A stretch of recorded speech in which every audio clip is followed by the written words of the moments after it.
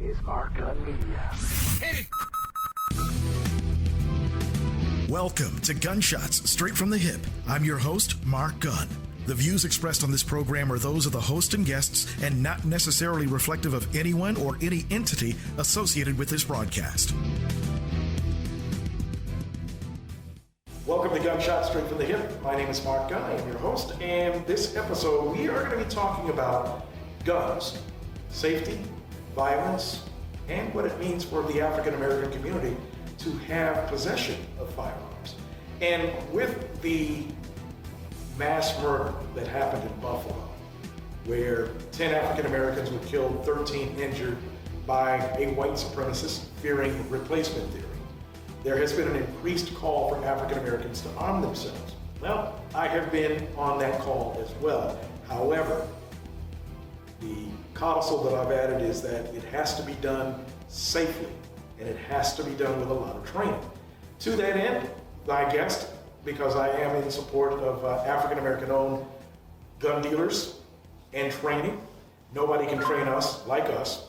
I have the owner and one of the chief trainers of the Rhinox research group here in Louisville, Kentucky, Aaron McGahee. Welcome aboard, man. Welcome. Hey, how are you, Mark? I'm good. How are you? Yeah, I'm doing all right. All right. So, in my search for a black firearms instructor, Yes. I had a lot of people reach out, and your name kept popping up over and over again. Really?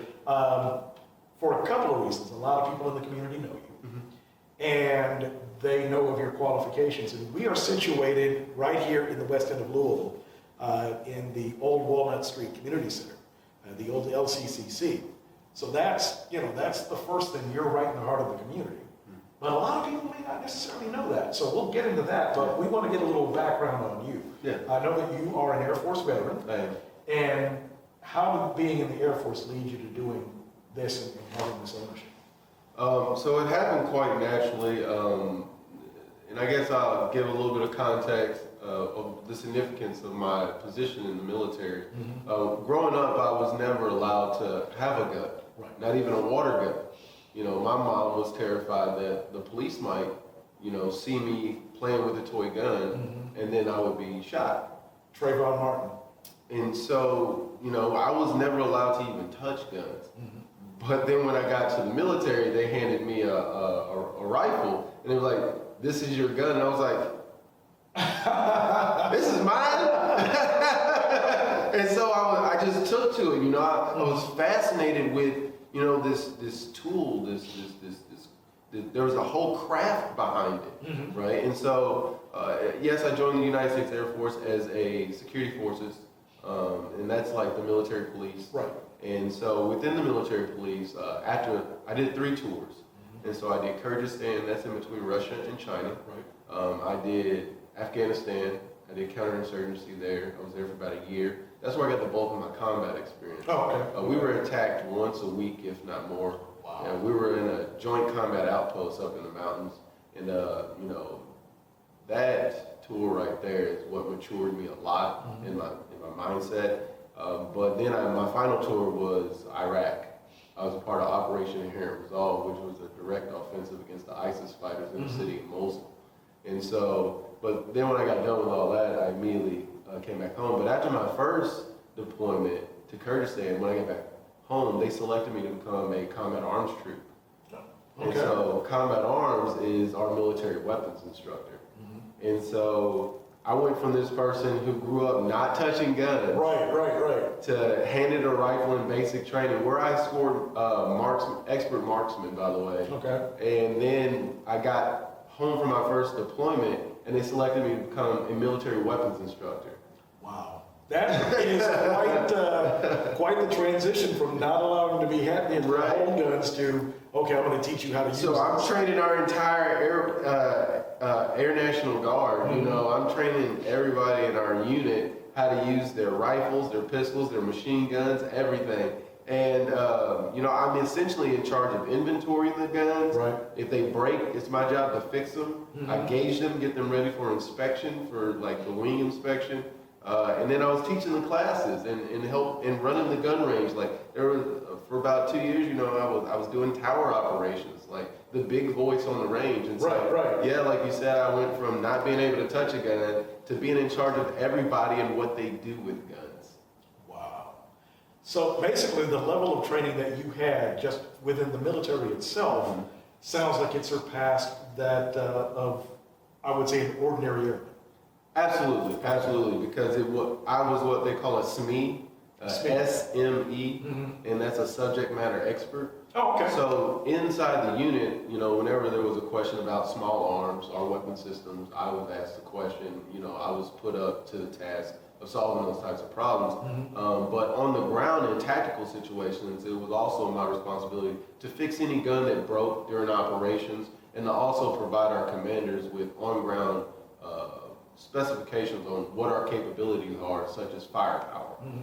So there's a lot that it translated to from garrison to out of garrison. But the way that leaked over into my civilian life when I got out was I immediately started gaining my certifications with the United States Concealed Carry Association. Okay.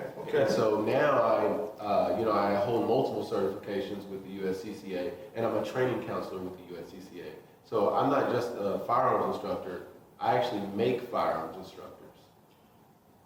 See, I knew I came to the right guy for this. And I've been seeing, I think ever since I put out the call for this, I've been seeing a lot of ads for the USCCA. Yes. So, Yeah. one of the things that I do want to get into, because the laws everywhere are so different as it relates to who can carry and how can you carry and this type of thing.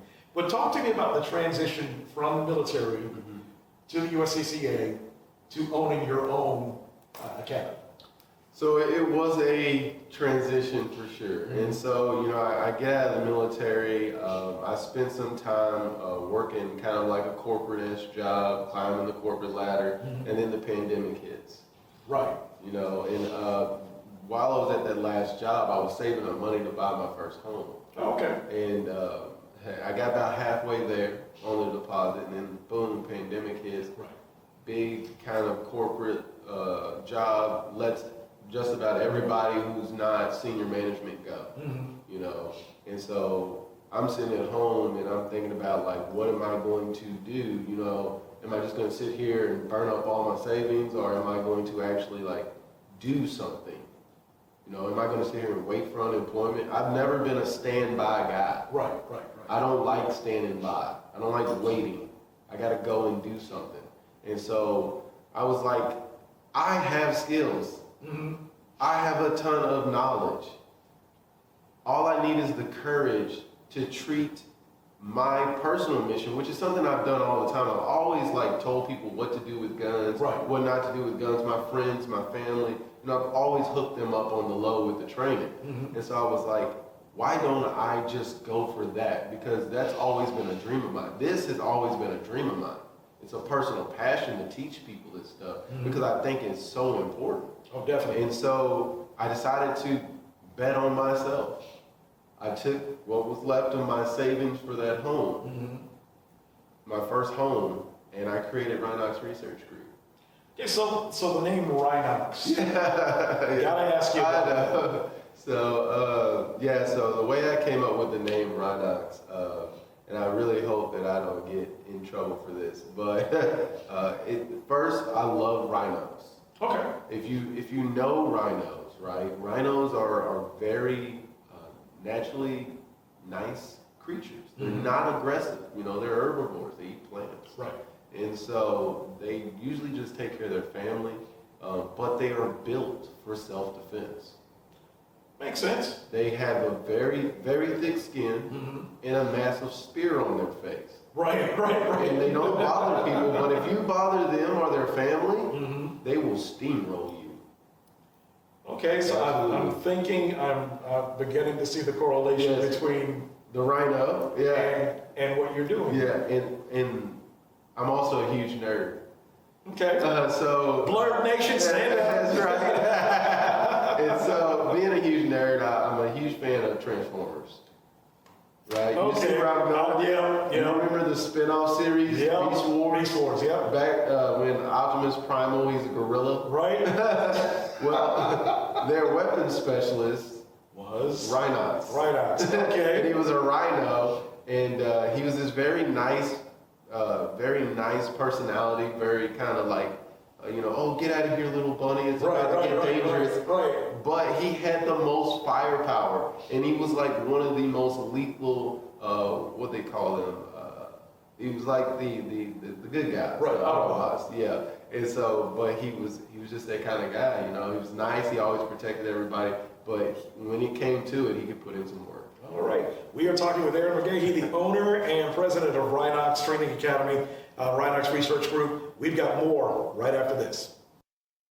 Station 104.7 WLOU. This year's Kentucky Derby and festival events generated an estimated $400 million in revenue. And as in years past, Louisville's black community was shut out of that economic windfall. This has been a long-standing problem that falls on the shoulders of the Kentucky Derby Festival and its partners. It must be resolved. Lip service is unacceptable. The claim is that Derby season is supposed to be about inclusion. However, we're not seeing it, and that is also unacceptable. To that end, we're giving you a chance to speak out and send a message directly to the Kentucky Derby Festival Board of Directors. If you're a business owner or just someone who demands change in the way Louisville's African American community has been treated, speak your mind on the WLOU listener feedback line, 502-650-9325. It's open 24 hours a day, 7 days a week. We'll take those messages directly to the Kentucky Derby Festival Board as a part of a demand to make major changes. Louisville's black community is a vital part of this city's economic engine, and the fact that we are constantly kicked to the curb when it comes to its prosperity is a slap in the face that we're simply no longer willing to tolerate. Call the WLOU listener feedback line. Once again, that number is 502-650-9325. We are the People Station, the original soul of Louisville. 104.7 WLOU. This is Mark Gunn Media. Hit it! This is Mark Gunn, and for more information about the multimedia services we offer, log on to our website at www.markgunmedia.com. That's markgunmedia.com. Mark Gunn Media. No hype, no hoopla, just damn good work. Welcome back to Gunshot Straight from the Hip. I am Mark Gunn. We are kicking it at the Rhinox Research Group with Aaron McGahee, who is the head firearms instructor here. The reason for this episode is because there is an increased call for African Americans to own and train with firearms. And I wanted to talk with an expert, and if you were with us the last segment, we indeed have an expert. So we were talking about your transition from the military to the beginnings of the Rhinox Research Group. Yes. So you've been around for a couple of years now. Mm-hmm. And I think as we talked beforehand, one of the issues that we were having, and this is an issue that I think affects a lot of African Americans, is that the training is there, but we don't know. You're kind of hiding in plain sight. Yeah, so one of the biggest challenges with what I'm doing is how do we have this conversation with the community that is rife psychologically with misinformation, with religious dogma, Right? with moral quandary and dilemma about violence, and with the constant pressure of passivity. To that end, if you are here in Louisville, Kentucky, there used to be several gun buyback programs that were always aimed in the black community, but nowhere else. So that lends to part of that. So we have always been dissuaded from gun ownership, whether it be because of the violence within the black community, that old racist black on black crime trope, the religious and moral dogma, and the belief that the Second Amendment does not apply to us. And that is probably the biggest issue, and I'm glad you said that. That's the biggest issue that I've seen whenever I teach my concealed carry classes, whenever I teach and I talk about so much in those classes. It's not just about guns, it's also about conflict avoidance, it's about the Second Amendment, it's about the Fourth Amendment, it's about the Fifth Amendment, and it's literally giving you the education you need to understand this. The Constitution applies to black Black Americans. It applies to the entire Black community. It applies to everyone who is a citizen of this country. And the problem is we have not opted in wholesale to participate in that part of America. And what my job is I like to clear the air. I don't mince my words when I have these conversations in classroom about castle doctrine, about stand your ground law, about not having the duty to retreat in Kentucky, about the Second Amendment and how we all have the right to bear arms. And if you're not familiar with the castle doctrine, basically it is your right to defend your home or your property.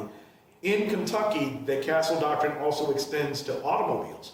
There was a case a few years ago where a former, I believe it was a U of L basketball player, was assaulted, and somebody reached in his car in order to try to hurt him, and that person that reached in ended up getting shot. And the controversy was, well, did he have a right to defend himself in his car? And it turns out that he does. So the fact that we haven't bought in wholesale to the Second Amendment, and why is it that we were talking about this before we started? There seems to be this, and I got a little bit of a bunch of pushback because I've been an advocate for the last few weeks of people arming themselves. Yeah. Welcome to the party. Yeah, why is it, do you think, that you get pushback from segments of the white community whenever we talk about arming ourselves? Well, there's this kind of latent expectation for low-grade performance from the Black community. Now, this is not real. This is a perception that is held by people who already don't like us. Right. For whatever reason they made that decision. And when you start talking about guns, and we talk about how we don't always get the benefit of the doubt of how we will perform in, more sophisticated environments. Right. All some of these folks can see is an absolute disaster. That's all they can see is a bunch of people negligently discharging firearms inside of a building and hurting themselves and being a danger to other people around them. I'll have people know that I control the entire training environment in which we train with our guns, with the alumni club. Sometimes we have, plus 30 people out there shooting guns. And we have had zero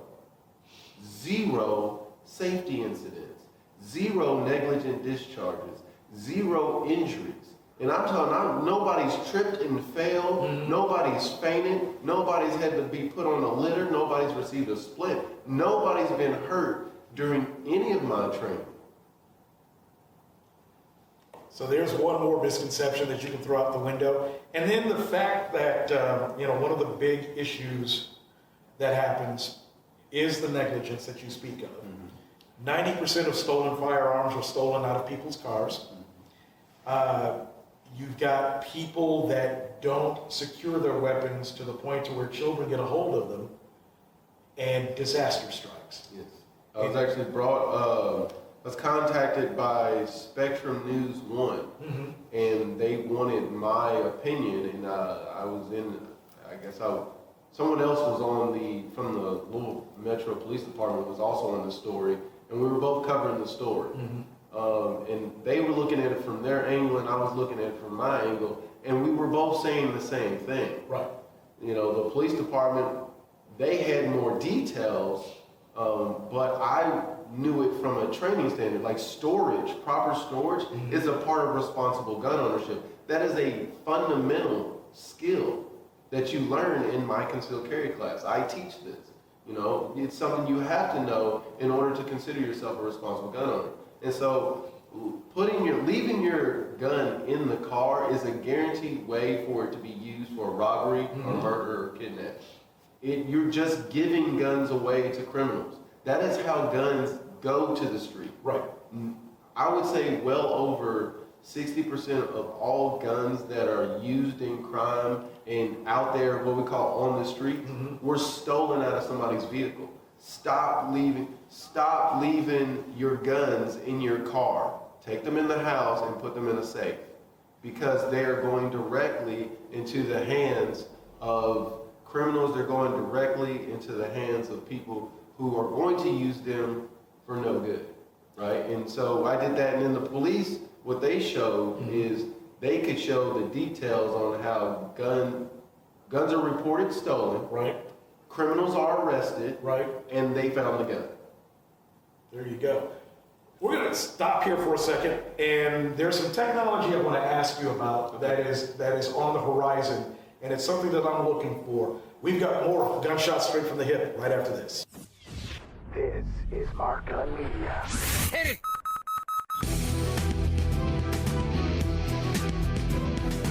One of the biggest accomplishments we've had over the past year is the continued growth of our podcast, Gunshots Straight from the Hip. If you haven't heard it, you can check it out now on our website at markgunmedia.com or on iTunes, iHeartRadio, Spotify, Google Podcasts, or the TuneIn Radio app. You can also subscribe to our YouTube channel. Past episodes are available for download right now. Each episode is written and produced from a perspective not heard enough in this medium, the black perspective. However, Gunshots Straight from the Hip is not limited to a black audience. Anyone can get something out of it. We tackle social and political issues, sometimes some slice of life stuff, in a way that's very compelling and unlike any other podcast on the market right now. With my experience as an award-winning audio producer and a reputation for being rather outspoken, Gunshots Straight from the Hip is something you won't want to miss. Over the next year, we want to add more subscribers with a goal of 1,000 new subscribers every month. If you haven't joined us yet, go to our website at markgunmedia.com and hit the podcast link. You could also subscribe wherever you get your podcasts. If you're already with us, thank you. We just ask that you turn your friends and family on to us. Remember, we have a goal of 1,000 new subscribers every month, and we can't do it without your support. That's Gunshots Straight from the Hip, available right now at markgunmedia.com, iTunes, iHeartRadio, Spotify, Google Podcasts, or the TuneIn Radio app. You can also subscribe to our YouTube channel. Thank you. Mark Gun Media. No hype, no hoopla, just damn good work.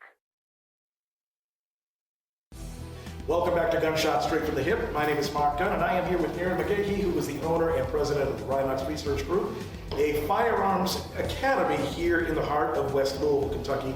So we were talking about the basics of gun ownership and some of the liabilities that people take, stolen firearms and that type of thing. But one of the pieces of technology that I'm most excited about, this is something that I have been advocating for years, are bioengineered weapons. There is a company out of, I believe they're out of Texas, that is developing a firearm that can only be fired by its registered owner. And the ownership is pretty much, they're taking the idea from cell phone technology, how you're able to get into your phone with a fingerprint. And they are using a hybrid of that technology to develop the firearms. I believe the initial release is supposed to be a little bit later on this year. Okay. And I've heard a lot of pushback on these types of weapons because of limited access. Yeah. Would that be something that you would encourage as a firearms instructor? No, I would not. Oh, okay. No, I wouldn't. And it's, so when you talk about, and I get how these ideas come about. I mean, who wouldn't want a Judge Dredd gun? You know, who wouldn't want a gun that can switch, voice activated Siri, Alexa gun that you can do, like switch over to hollow points and it switches, or like even having a gun that looks that cool. Right. But when you talk about being pragmatic, Okay. when you talk about an actual gun battle, and I was talking about this the other day with some students. We tend to do a poor job of truly understanding what an emergency situation looks like that demands a gun be involved. Right. You know, like I get into this whole conversation with people that own revolvers about how the longer the battle rages on, the more useless a revolver becomes. That's why no military unit uses them. That's why no police department issues a revolver. It's obsolete, it's old tech, right? So now we're talking about new technology, and we have to decide how do we go with this, right? So if you're looking at maybe home defense, right? Let's just use home defense. Sure. You're at home. You have your biometric pistol that only you can shoot.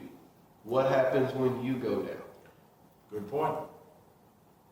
Can your partner not pick up that weapon and use it? You know, right. Is it going to be registered to your partner? Are you going to register it to your children? You know, it just becomes, like you said, a restriction more than in enabling, right? Okay. So like, and that conversation shifts a lot to training itself, right?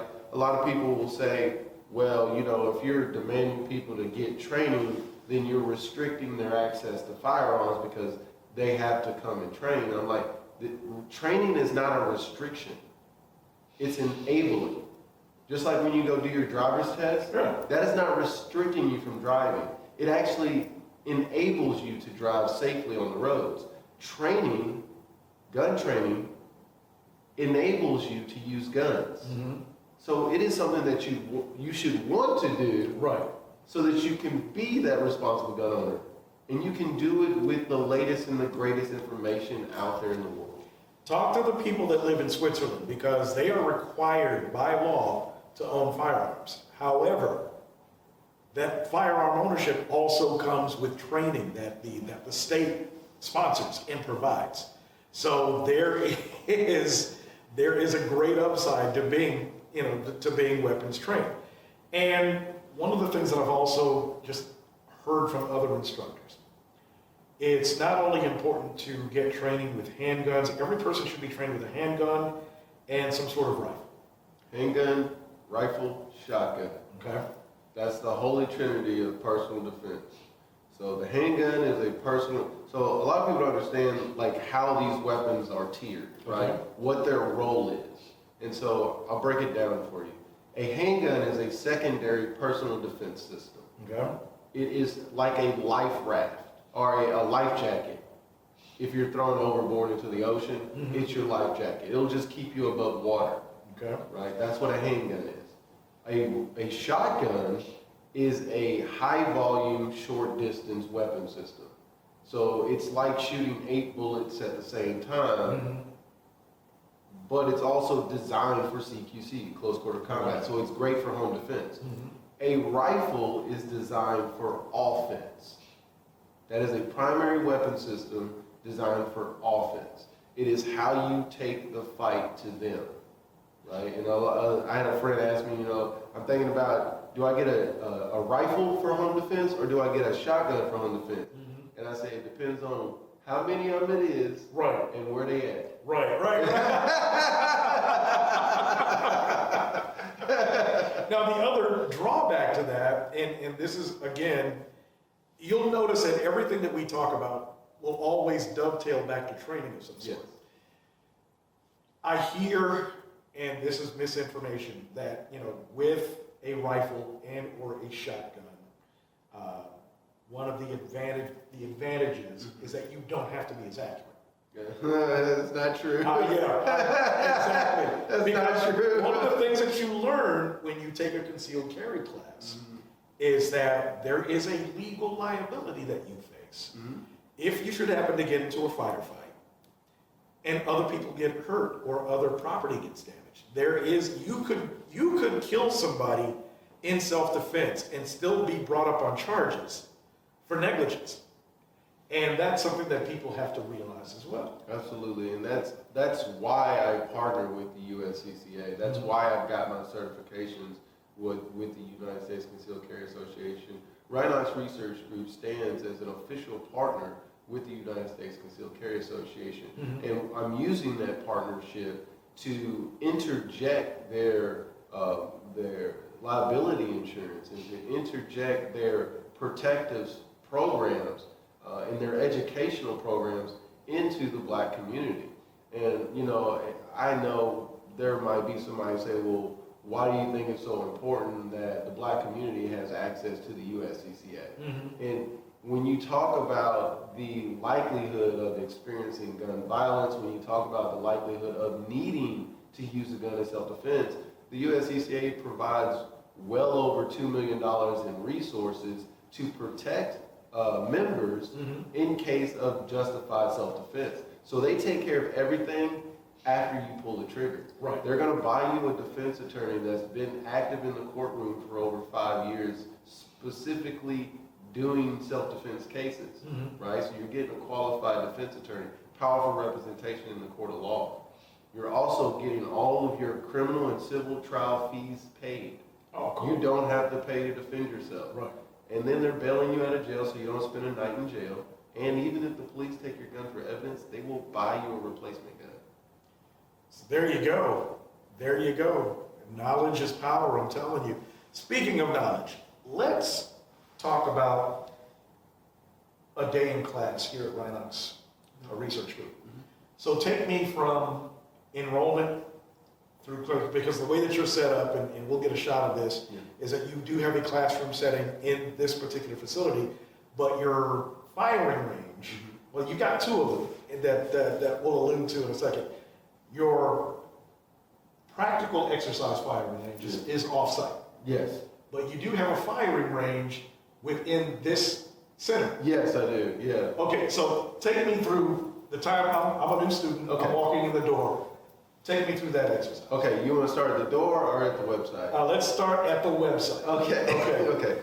So, believe it or not, most people found out about Rhinox Research Group through my social media posts. Okay. I'm on there a lot, and that's how I connect a lot with people. And so what they'll do is they'll go to the website, and they'll see the website, and immediately they'll learn a little bit about us, and then they'll see our training calendar. And then they'll look on the dates and see which class they want, and if it's available on the day they want it. And even if it's not, they can always send us an email and request a class date. Right. And then we will work with them to see if we can actually set that up. And so click that, and then they'll register. And then once they register, they get an email notification letting them know, here's your ticket to the class, and all that good stuff. And then they show up on a training day, and as you see, we do have a full spectrum classroom, AV, all kinds of stuff. And so they'll come in, they'll sign their liability waiver. I usually have some music playing.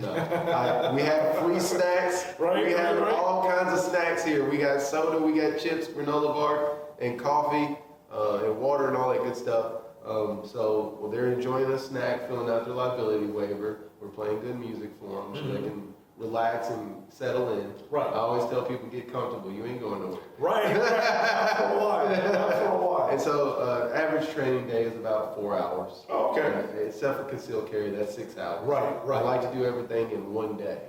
Okay, because it used to be 8 hours, if memory serves. So the standard here is 6 hours, 1 hour on the gun range. Oh, okay. Makes sense. So we spend about 6 hours classroom time, 1 hour on the gun range.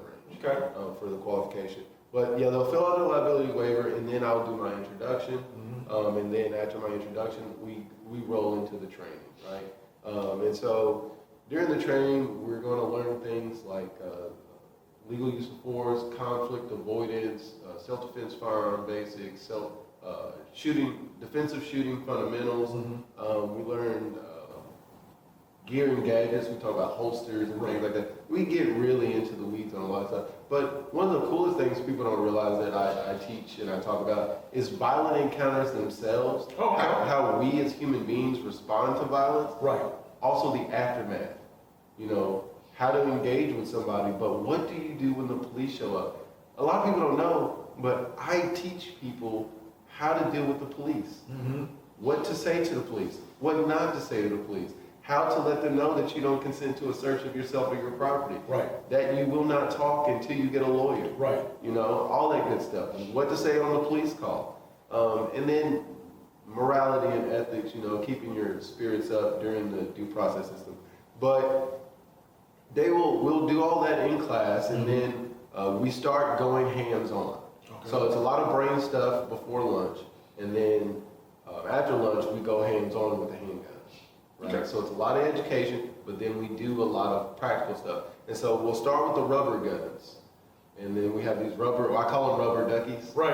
And so they're these rubber molded training guns, and we learn how to hold the gun. Mm-hmm. And then once we're comfortable with that, we move over to our laser training. We're going to pick it up right here. We're going to stop right here, take a little bit of break, and then we will actually show you the laser training and everything else related to training here at the Rhinox Research Group. It's Gunshot Straight from the Hip. We'll be right back. This is Mark Gun Media.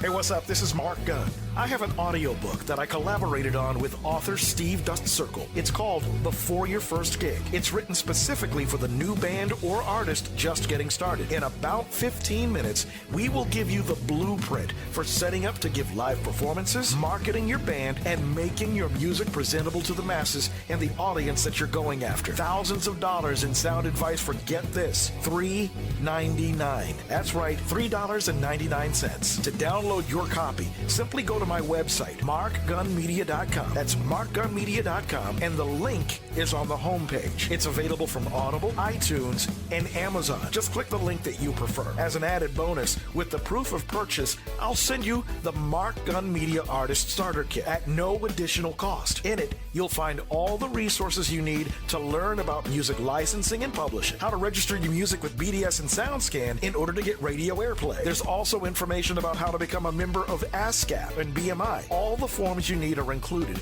And finally, the relationship between music and money, how you can cash in. Once you've downloaded your copy of Before Your First Gig, send me an email confirmation by going once again to the website, markgunmedia.com, and hit the Contact Us link. Just give me the name of one of the chapters you heard and any feedback about the book that you may have, and I will send you that Artist Starter Kit. Thousands of dollars worth of information for just under $4. You won't find this anywhere else. Remember, go to markgunmedia.com and download Before Your First Gig from the link on the homepage. Reach out with your proof of purchase by giving me the name of one of the chapters you heard, and the Mark Gun Media Artist Starter Kit is yours at no additional cost.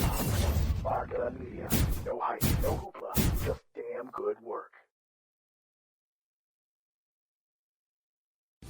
Welcome back to Gunshot Straight from the Hip. It is Mark Gunn, and we are here at the Rhinox Research Group with Aaron McGahee, who is the owner and operator, one of the very few African-American firearms instructors here in Louisville. And we were talking about classroom training. Yes. And I did allude to the fact that you have you've got an off-site firing range and you've got an on-site firing range. Yes. And talk to me about the on-site firing range. So what we have inside of our academy is a laser training system. We use the laser light training system. And this laser gun is modeled after a Glock 19. And so it has the same weight and trigger pull as a Glock 19. And what this does is it allows our students to practice their shooting fundamentals before they move on to live fire qualification. So this system here, each gun, it has a board, a receiving board, and that board will record the shots from this gun. And so what I'll try to do is I'll try to put 3 on the bullseye for you. Okay. And so essentially it has functional iron sights. They're going to use those iron sights to nail the target. Okay, so yeah, you hit dead center There we the go. first time, and then there's a one right there. Okay. Absolutely. So then we clear it out, and that's one mode, and then we have another mode for our basic handgun 2 class, and that's where we pick up the speed a little bit. And so the second mode is a time drill that we use for our students to put a little bit of pressure on their fundamental skills, Right. so they can see where they need to improve. Everybody can improve. And so in this setting, what we do is we start a timer, and the timer, it's a point shooting. So as soon as I fire a shot, it's going to stop the timer and it's going to capture the shot.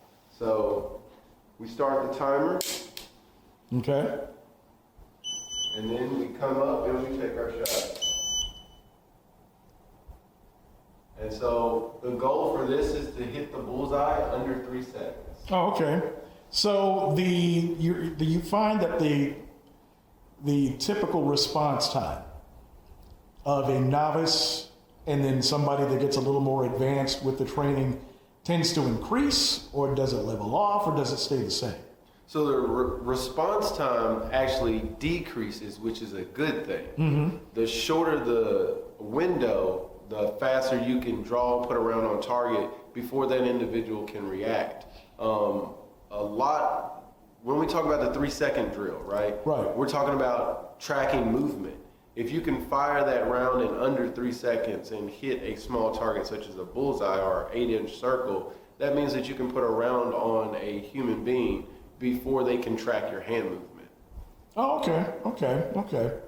And with the laser training, Yes. it kind of moves you into the going back to the blurred thing. It kind of moves you into the video game space, Absolutely. right?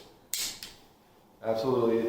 It definitely, once you get into it, there is a bit of game to it, but it's practical. Like, this is stuff that you can translate over to real life. It can actually save your life.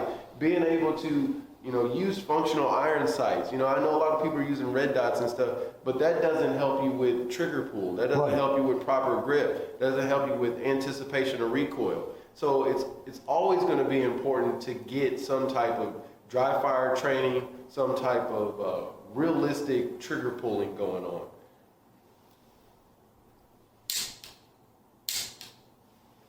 So on average, from start to finish, what are the durations of your classes from the time somebody comes in to the time they're ready to get their CCW? So, are you talking about how long does the concealed carry class take? Right. So a total of about 7 hours. So they'll come in, we'll sign the waivers, we'll start the training. Midway through the training, we'll do a lunch break. Sometimes we have a guest speaker come in from the USCCA to talk to them about the USCCA and help them get enrolled if they wish to. And then we do the second half of training, which is hands-on with the firearms. And then we do our laser training. And then after the laser training, that's when we head over to the gun range. And that's where we do the live fire qualification. And then after that, we dismiss them from the range with their certificate. And if memory serves, because it's been a minute since since I qualified for my permit, I think you had to hit something like 11 out of 20 in order to qualify. Correct. So you get 20 rounds. The target is a man-sized target. It is at 21 feet, and you have to hit 11 out of the 20 rounds on the silhouetted target. All right. So speaking of which, so we have to kill this misnomer. Because you were talking earlier before we got started about the Hollywood effect. Yeah. When it comes to people in firearms, you hear people say all the time, well, why couldn't he just shoot him in the leg or shoot him in the arm? Nobody's training to shoot anybody in the legs or arms or head. Right. As we go big target, right? That's the what we call the cardiovascular triangle. High center. That's the largest target with the least amount of movement. So that's where we aim to impact, and then you want to do that in volume. So basically you're firing center mass, and you don't stop firing until the threat is Neutralize the threat. neutralized. Absolutely. Right. Yes. And so one of the trick bags that you get into there, and this varies from jurisdiction to jurisdiction, and I think you can speak to this, is the whole charge of excessive force. I've seen gun owners defending their property and end up getting charged with such a degree. But I also think that with gun laws becoming a little less restrictive, you're not going to see so many of those charges anymore. Well, a lot of those charges are due to ignorance. There are limiting factors on how much force can be used, even in a deadly situation. So there are times in which the fight has to be considered over with. Right. So if the attacker is fleeing, if they decided they no longer want to fight and they just want to run away, you have to let them run away. Right. So if you just start shooting at them and they end up perishing because you're shooting at them as they're running away, then yes, you can face an excessive force charge, even manslaughter. If the attacker is wounded and it's clear that they don't want to continue the fight, you cannot then, execute that person. Right. That is excessive force as well. And then lastly, a lot of prosecutors are going to look at, did you have the opportunity to retreat? Could you have left the situation entirely safely and not been pushed to the point of taking a life? Now, we do have some protection here in Kentucky. Right. In Kentucky, there is no duty to retreat underneath stand your ground law. And so what that means is if anybody brings deadly force to you, then you can stand your ground and then defend yourself. You don't have to run away here in Kentucky. All right, we're going to wrap up in just a second. More on Gunshots Straight from the Hip right after this. Station 104.7 WLOU. This year's Kentucky Derby and Festival events generated an estimated $400 million in revenue. And as in years past, Louisville's black community was shut out of that economic windfall. This has been a long-standing problem that falls on the shoulders of the Kentucky Derby Festival and its partners. It must be resolved. Lip service is unacceptable. The claim is that Derby season is supposed to be about inclusion. However, we're not seeing it, and that is also unacceptable. To that end, we're giving you a chance to speak out and send a message directly to the Kentucky Derby Festival Board of Directors.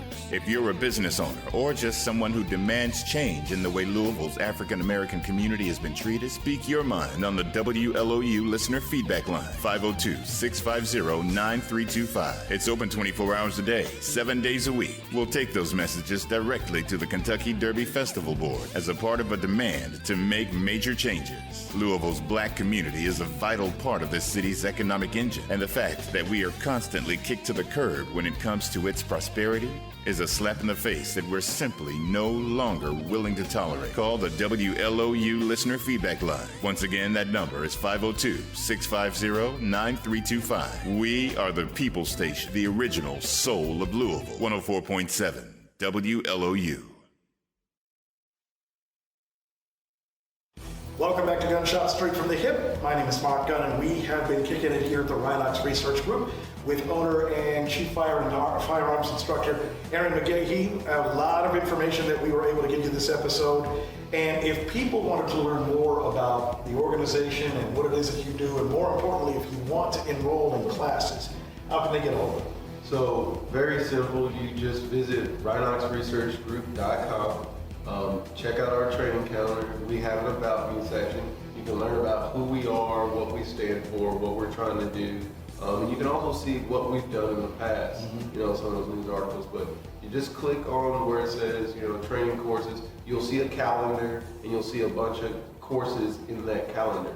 Find the date that works good for you, find a class that you're interested in, and then go ahead and tap that, and it's going to open up the course detail page, and that is where you can go ahead and register for that course. And, this type of training is not all that expensive, and it's well worth every penny that you spend to not only be able to defend yourself, but to defend your family as well. What's the youngest that you'll actually take at the research group as far as training? So for public classes, we do 12 and up, and they have to be accompanied by a legal guardian. But for a private class, I'll teach anybody's child. Okay. If you feel like your child is capable and is mature enough for that responsibility, I will help assist in that, because if we can get them younger, I believe that will safeguard us from a lot of future stigma, a lot of future dogma, and a lot of future misconceptions about guns, because they've been taught at such an early age. Right. I was recently brought on WDRB to talk about self-inflicted gunshot wounds on the rise in Louisville, Kentucky. It turns out all of those victims were African American males that were teenagers. They were teenagers. They were kids getting a hold of their parents' guns, getting a hold of their friends' parents' guns, and just handling it. Jeez. And, they either end up shooting themselves or they end up shooting their best friend. Right.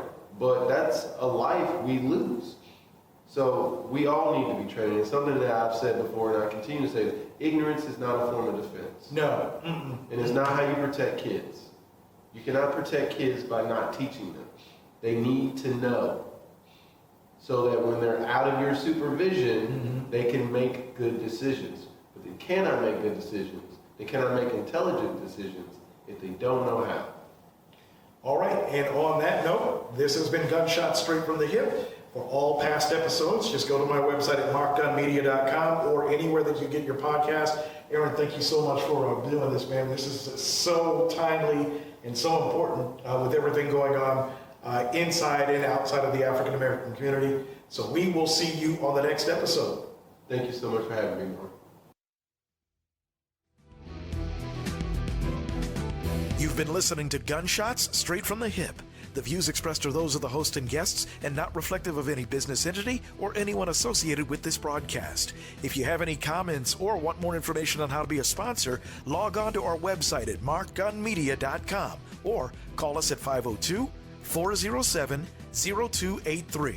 That's 502-407-0283. Thank you for listening. Mark Gun Media. No hype, no hoopla, just